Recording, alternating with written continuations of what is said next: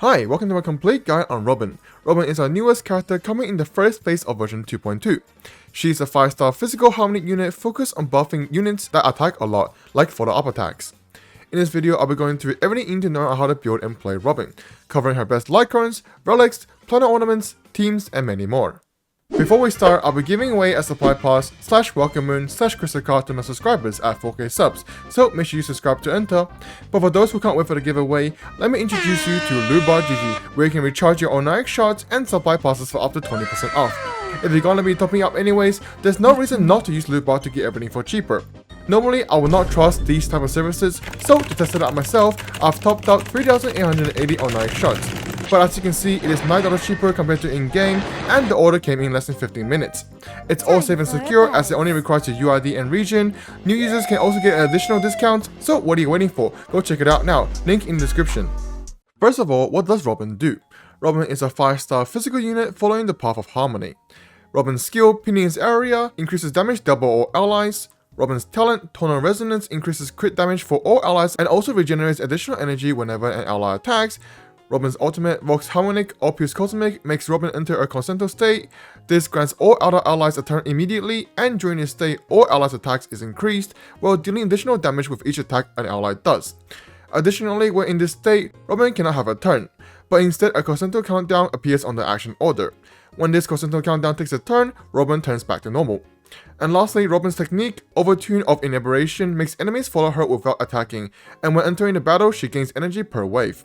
For Robin's bonus trace abilities, Sequential Passage regenerates additional energy per skill, Impromptu Flourish increases crit damage of photo up attacks during her ultimate state, and Coloratura Cadenza advances Robin's action forward at the start of the battle. Overall, Robin has quite a simple but also a unique kit, with her ultimate being the first time we see something that removes a character's turn. But this ultimate has two major flaws, which is 1, she cannot generate skill points by basic attacking in her ultimate state. Despite her skill lasting for 3 turns, she cannot use this to her advantage due to literally not having a turn. And 2, she cannot generate energy consistently. If you couldn't already tell, a lot of her kit battles this problem she has. Since she does not have a turn during her ultimate state, she's unable to consistently basic attack and generate energy. So despite a very interesting ultimate, due to the same reason, 2 main problems arise to make it seem not so worth it. But nevertheless, it should be a fun mechanic. To play Robin, you want to skill every 3 turns and use your ultimate right after your slowest member has a turn. This will allow you to have a group of turns, then using Robin's ultimate action event, you can get another group of turns. Now getting to actually building Robin. For trace priorities, ultimate first, then skill and talent are pretty much equal. For major traces, Sequential Passage and Impromptu are going to be more important in most cases, with Cadenza being not so much. But if you plan to fully use the action events of Cadenza, like for example the first cycle of MOC, then it could be a higher priority. For Robin's best Eidolons, naturally her best in slot will be a signature Eidolon, Flowing Night Glow. Every time an ally attacks, she gains a stack that increases her energy regen, and when she ults, the stacks are removed and she gains attack while also increasing damage dealt for all allies. This Eidolon will combat Robin's energy problems, while also increasing her buffs, which is everything you want for Robin. For other options, Borne's Eidolon and the new Eidolon coming in version 2.2 are great options too, as Borne's Eidolon will also help with the energy problem, while the new Eidolon has really good synergy with her ultimate. Other than that, if you really want to, you can always use Romance Eidolon or Planetary or Carve the Moon as alternatives. But since the new Eidolon will be free to play and is the second best, there's really no reason not to use it. Unfortunately, her additional damage does not proc Meshing Cogs or Memory of the Past, so energy Eidolons are a bit mid on her. Next up is Robin's best relics and Planar Ornaments, starting with her best relic set, which is a combination of 2-piece Musketeer and 2-piece Pioneer, actually being her best in slot as she doesn't really want any other stats other than attack. Since you cannot increase the crit rate and crit damage of her additional damage during the ultimate state, and with everything else in her kit not scaling off any other stats, Robin's best in slot is actually just 2-piece attack percentage. But you can always go 4-piece Musketeer or 2-piece Messenger if you really want speed. But speed is not really important on Robin as she gets a fixed speed after using her ultimate, and her skill buff is based on her turn. These two together and her major trace Cadenza makes it actually quite inefficient to go speed. But for those wanting to go super speed Robin like 201 and over, then these sets might be worth it. But if you're planning to build a main carry Robin, 2-piece champion could be used too. For best Planar Ornaments, Oneiric and Panaconi are great to help with her energy, but Space Ceiling can be used if you want more attack. Other supportive Planar Ornaments will also work as always like Fleet and Broken Nail, but if you want some more personal Robin damage, then Firmament Frontline won't be too bad of an option too. Moving on to Robin's best Relic and Planar stats. For our main stats, we're looking at attack / defense / HP body, attack / speed boots, attack / physical / defense / HP balls, and energy rope. There seems to be a lot of options, but this is simply another way of saying depending on substats. Her stat priority is 4000 attack and 134 speed. She wants 4000 attack to ensure high damage and high buffs, and 134 speed is all you need, as I explained before.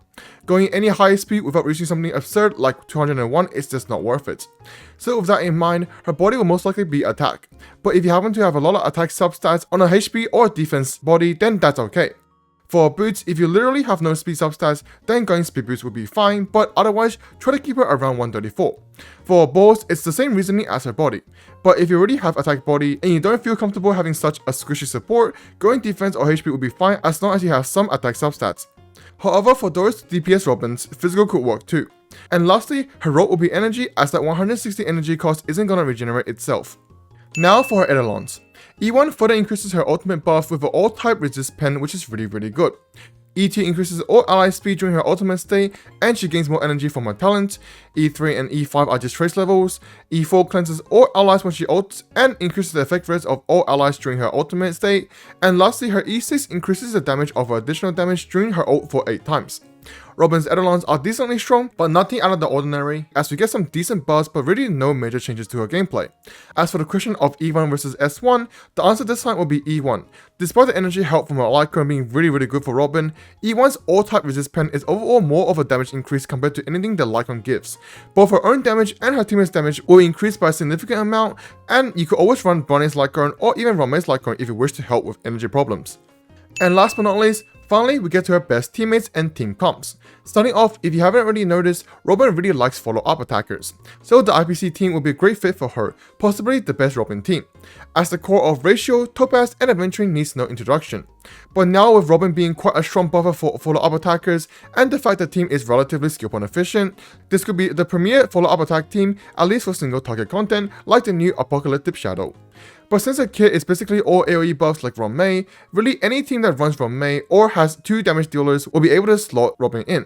Like for example Kafka plus Black Swan, Jinu plus Blade, or Himiko plus Herta.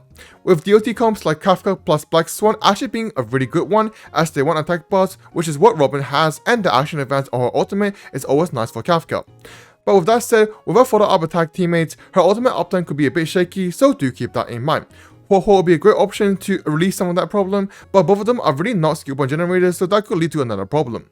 So with Ho and Robin being a pairing, CD plus Sparkle or Jinri plus Bronya being another pairing will always work too, as these are teams that frequently attack. So yeah, that concludes this guide. Robin will be quite an interesting buffer. She is quite similar to Ron-Mei, yet different enough to have a spot in this game without being completely overshadowed. The Seraphine of Honkai Star is looking to buff follow-up attack team comps, but more importantly, sing right.